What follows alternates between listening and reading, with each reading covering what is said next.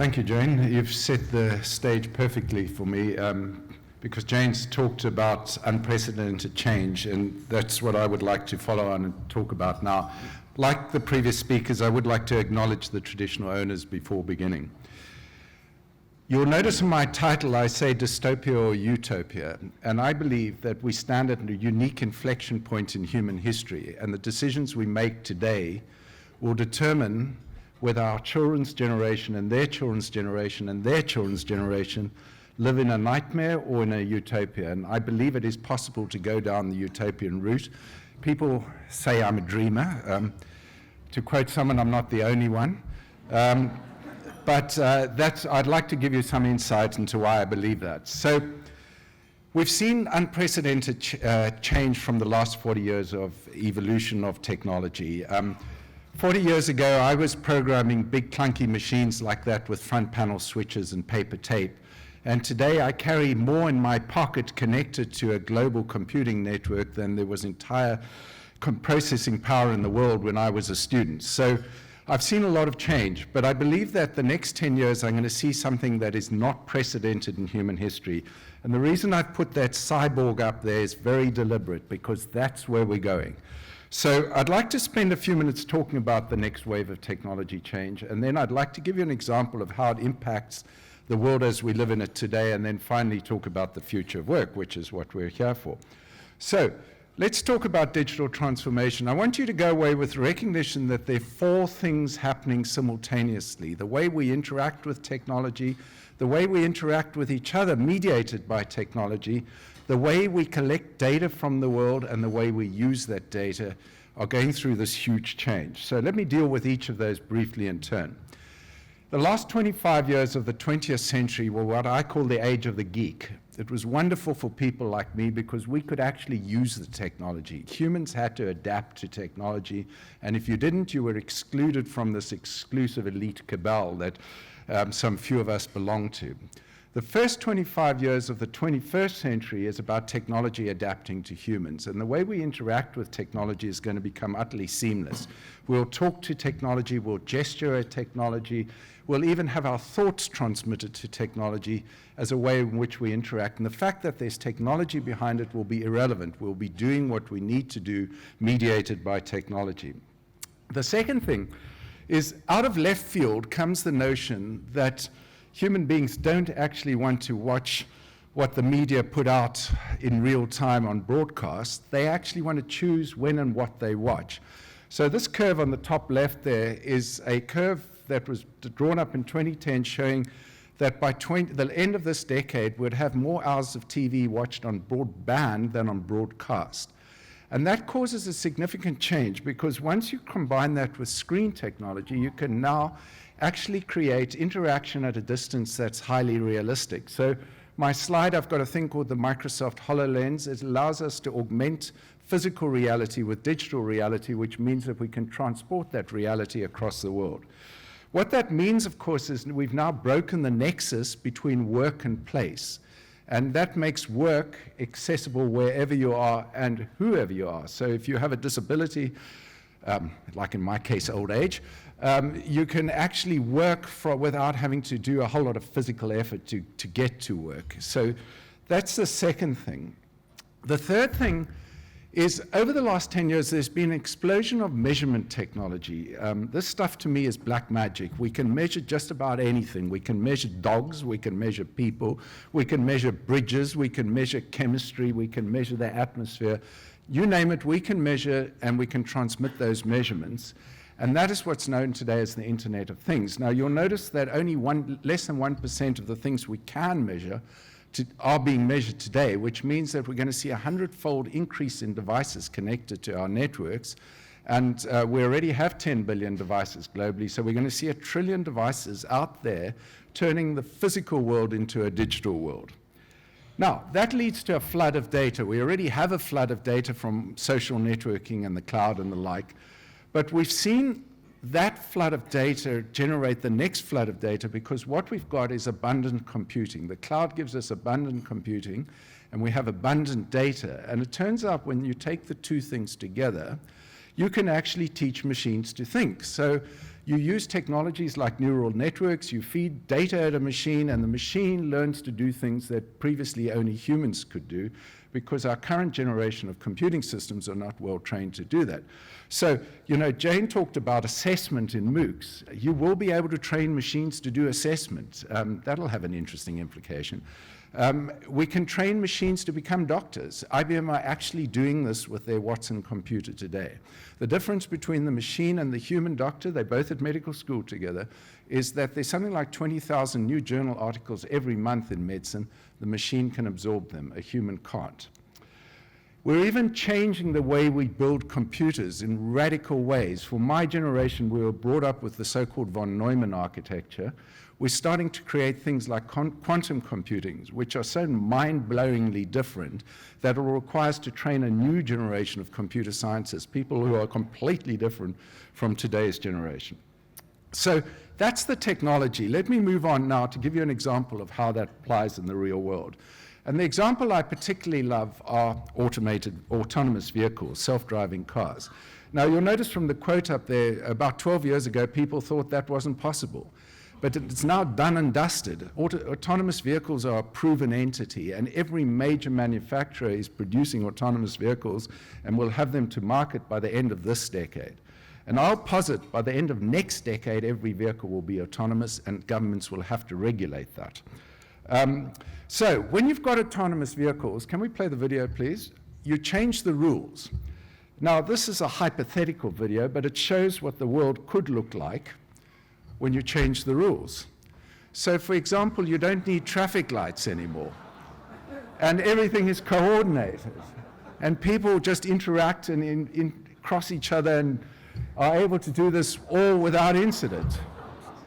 I just want to let it play to the end. Watch the guy crossing the road at the end, because any of you who have been to Hanoi will know that this is the experience you'll have. I think he comes on now, if I remember correctly. So there he goes. That is your future you're looking at. And don't worry, it's quite safe. Can I go back to the slides, please? So, if I can get my slides back, please. So we did something there. We said, okay, let's have a look at what the impact of technology is on the road system. So if you think about employment, you look at our growing population and you say, we're going to have to build an awful lot of roads, so there are going to be a lot of construction jobs out there. And if you look at just a pure extrapolation of the population to 2050 and the actual car ownership to 2050, you end up with, we're going to have to build 2.5 times more roads than we have today. Where we'll put them, I have no idea. But then you say, okay, let's correct that for the sharing economy, Uber and GoGet and the like, and you get a downtick in the curve. And then let's correct it for the breaking of the nexus between work and place, so you get another downtick in the curve. And then you say, let's assume all vehicles are autonomous. And you can then pack them much more tightly on the road system, and you get this green curve. The reason it's lumpy like that, I can explain it, but it's complicated. But you end up back in 2050 where we are today, and that's being conservative. So the mere notion that we can extrapolate the present in terms of jobs out to the future is completely disproven by that simple proposition. So what does that all mean for the future of employment? Everyone has the opportunity to participate. That's important, and I think we're going to see an unleashing of non-traditional workforces in that regard. I've covered that already. But let's cover driving for a moment. 28% of jobs in Australia involve driving. Clearly, those jobs in their current form are not going to be sustainable over the next 20 years because the vehicles will take over the driving part of the job. So we need to think in terms of where does that take those jobs.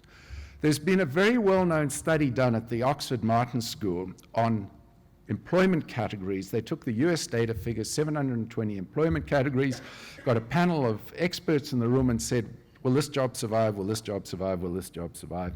They went through all the jobs that they thought wouldn't survive because they didn't have the types of creative, social, or perception intelligence that you need for the jobs of the future, in their view. And they then worked out how many people are employed in the categories that disappear, and that's 47% of the workforce. And those figures, I think Nathan will tell us, have been duplicated in Australia. Perhaps the figures are slightly different. I believe the results are around about 40%, but significant loss of jobs in that environment. Unfortunately, I think that study is very conservative, because what they didn't look at are the jobs that are professional jobs today which you think do have creative intelligence and do have social intelligence or perception and manipulation, that machine learning will enable machines to take over. So let me give you an example. Most professional jobs involve a certain amount of report writing. Doctors, everyone does it. Let's assume that it's 10% of your time conservatively is spent writing reports. The machines will automatically achieve that by just collecting all the information that's happening in your life and writing the report for you. So that's 10% of your time saved. Or alternatively, you need 10% fewer doctors, fewer engineers, fewer whatever. And that, I think, is also being conservative when I say 10%. I don't want to scare the horses.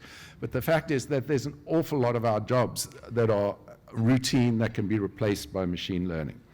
So finally, that means we've got to think about education somewhat differently, and Jane is the expert in this, has covered this in some detail, but I do worry about the fact that the way, for example, medical schools have abrogated selection responsibility to UMAT and ATA, because we're going to produce people who are going to be able to be replaced by machines because the skills they have are replicable in a machine. So what do we need? Jane again covered this. We need multidisciplinary teams. I think empathy is going to be more important than creativity.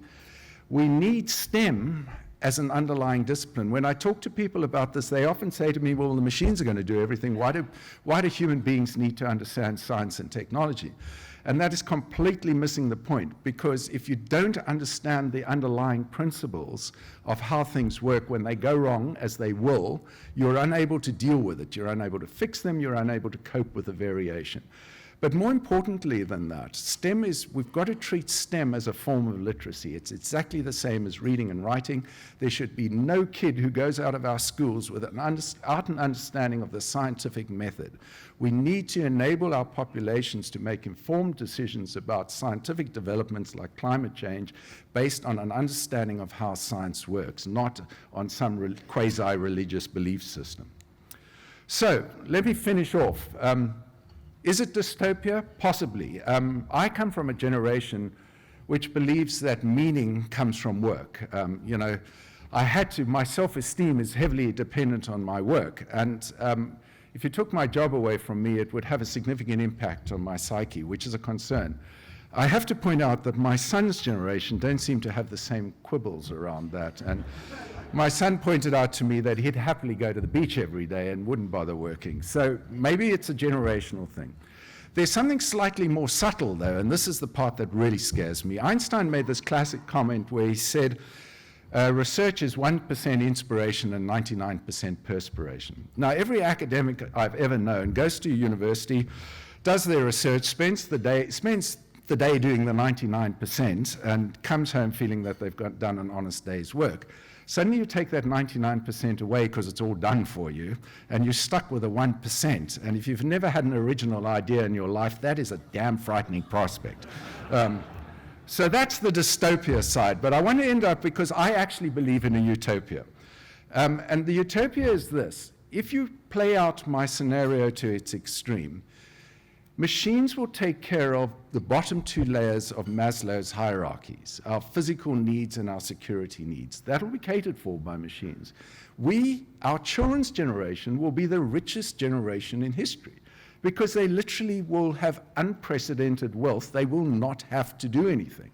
Now, maybe some of them will go to the beach, but I think what it does do is creates an age of enlightenment where people can genuinely follow their dreams with unconstrained concern, without being constrained by concerns about can they earn a living and how will they bring in food onto their table. And that will, I think, unleash a whole new era of human creativity. I believe that the second half of the 21st century will be the age of enlightenment, and that we'll see a complete change in the human existence. That's my belief. I won't be around for you to prove me wrong, but I think that it is a possibility, providing we plan for it now. And we've got to plan it in a way that no one's left behind. So we can get there, but we can't get there by sitting back and hoping it all goes away. We've got to actually do it, and that's why I say we're at an inflection point. Thank you.